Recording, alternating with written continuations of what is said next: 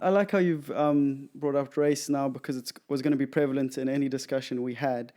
And I want to, because when I cast my memory back, I think high school was a fairly exciting time. I thought it was inclusive at the time. And having been friends with you then and see you have a wonderful time and excel at a school like Sachs, which says it's like half government, half private, but it's basically a private school. What was your experience like as a quote unquote black body? Look, I think sex really, it's obviously it happens in stages.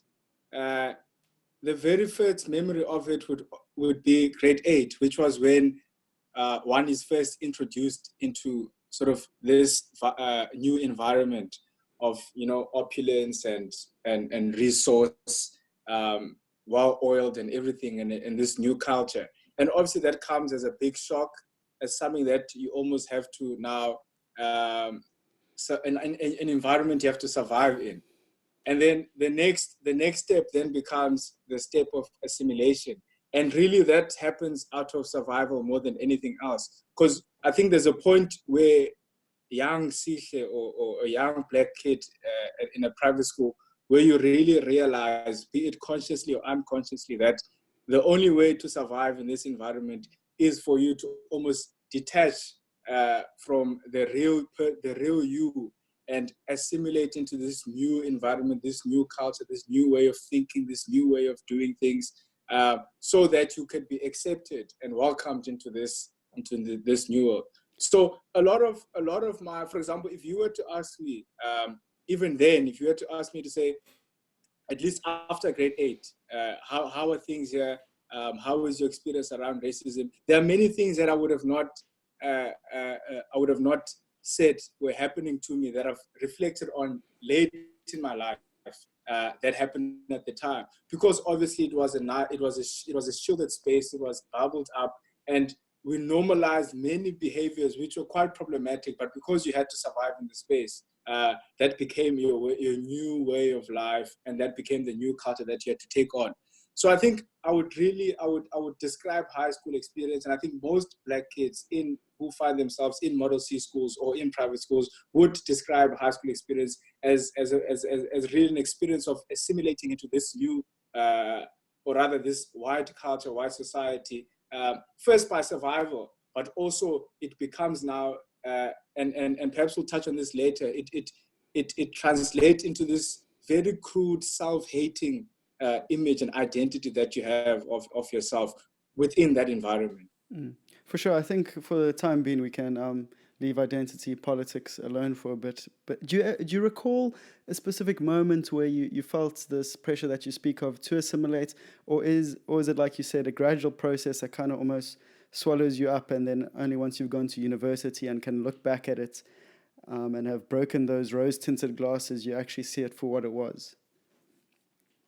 Yeah, it's certainly a very smooth. I mean, I use the word smooth, obviously, in very nominal terms, but it's not. It's never a thing of you almost sit down. Your grade 8 self sit down and decides, let me decide to change my accent today, or let me decide to start listening to rock and roll instead of Rock and roll.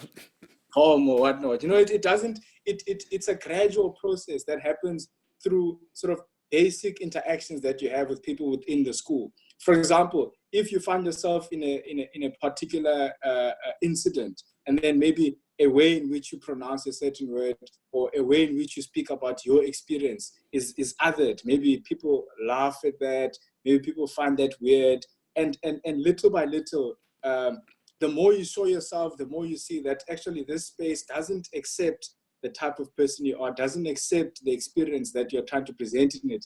And then you cave in, you cave in, you cave in, until you start to then try and live this particular life so that you can be accepted into this new environment. So it's not, I wouldn't say it's a decision that one takes um, even consciously, but it's a gradual process that as the years go, you start to sort of, you lose yourself, you lose yourself, you lose yourself, until you don't realize it at all. And I think, as you clearly and rightfully stated it, it's only once you then leave that environment, and you reflect on it, be it if you're in a university or maybe you've taken a gap year and you're sort of reading up on different literature and you're exposed to different worlds and societies, you then start to think about your experience and you realize that actually there were certain things that were very problematic at the time, but you perhaps didn't have the words or you didn't have the vocabulary to try and articulate these things. I mean, many of the words that we're using now, decolonization, structural racism,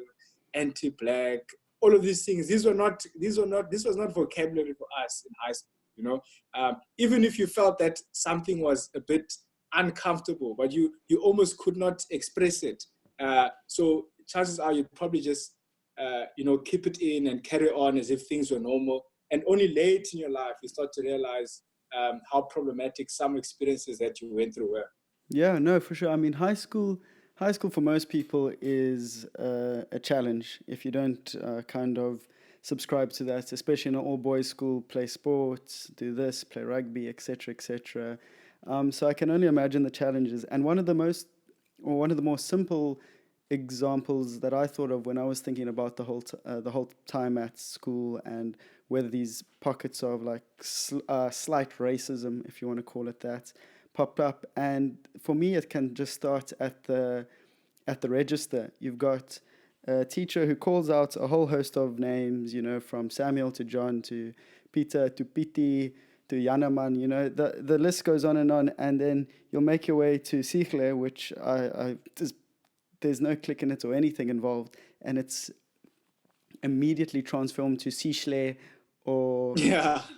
TK. Tokozani is now just TK, and that's how everyone knows him. And you know, the teacher will even half-heartedly apologize, like, "Oh, sorry, I don't know the clicks yet. I'm still working on them."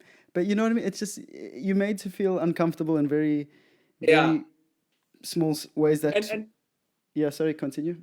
yeah, sorry to cut you there. And I think Trevor Noah makes this joke as well. You know, I mean, Trevor Noah. I mean, anyone can pronounce that. It's not that hard. But I think he once made this joke of how when he's invited to sort of crowds, majority white crowds, like the person who introduces him into the stage almost tries and goes out of their way to pronounce Trevor Noah's name in a sort of, I don't know, like Trevor Noah. You know, he likes to make that joke, and I think it's the same even in high schools. You know, some of the names are not even that difficult, but I think because it's in the culture of the school and in the culture of othering those that aren't like you and othering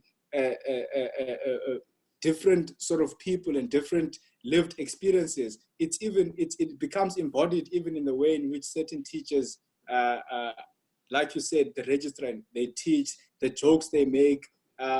They do this freely and without even realizing. But it just shows you that the institutional culture makes that possible. Even for a name like Sihle, I mean, they try and make it as if Sihle. it's so difficult.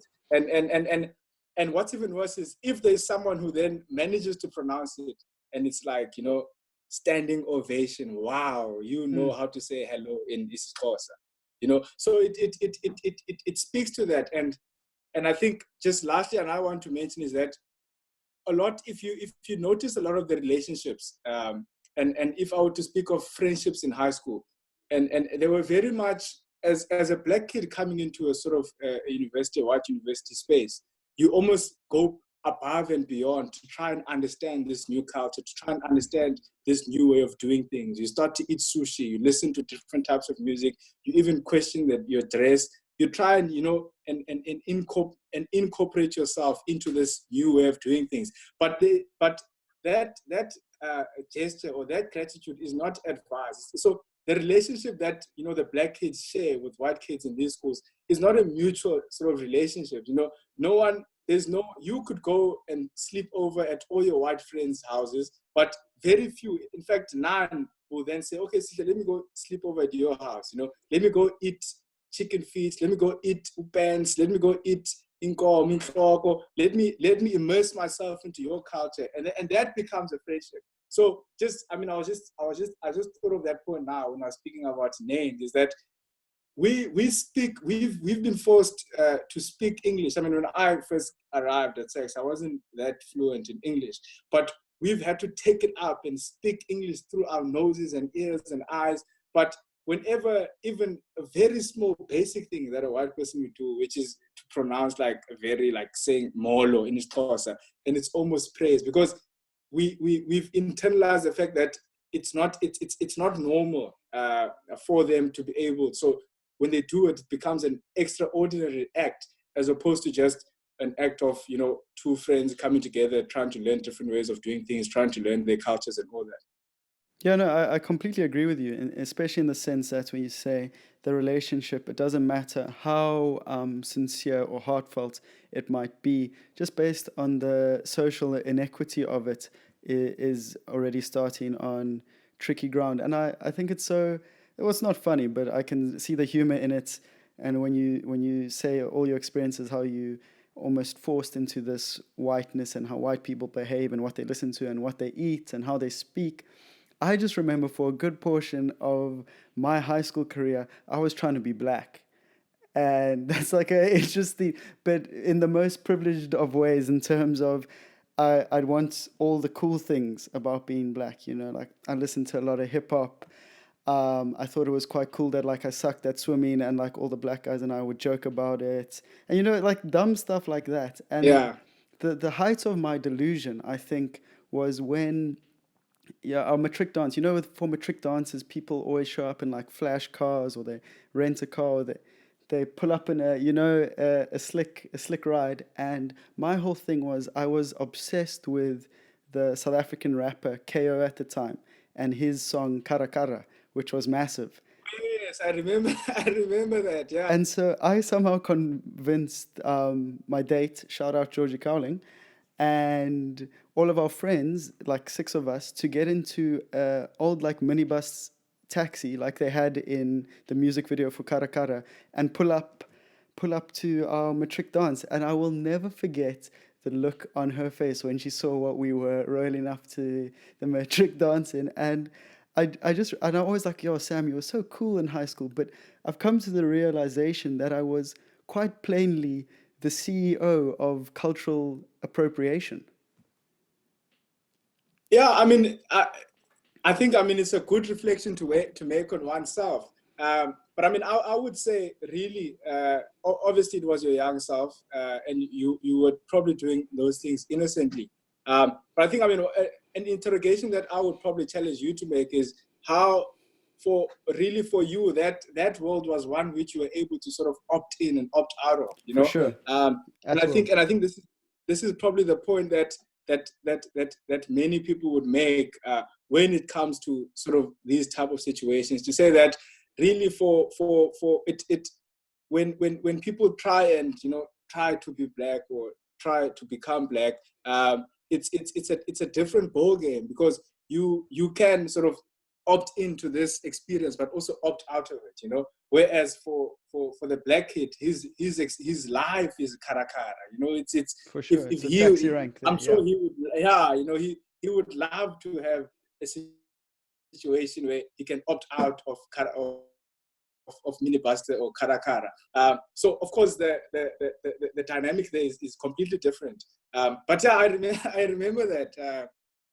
How did I respond to that? Was I there? I think I was at the door. Yeah, I found that cool, You were at really, the at the priest, time. man. You loved me Very then. uncritical, very uncritical young me found that very, very cool. Yeah.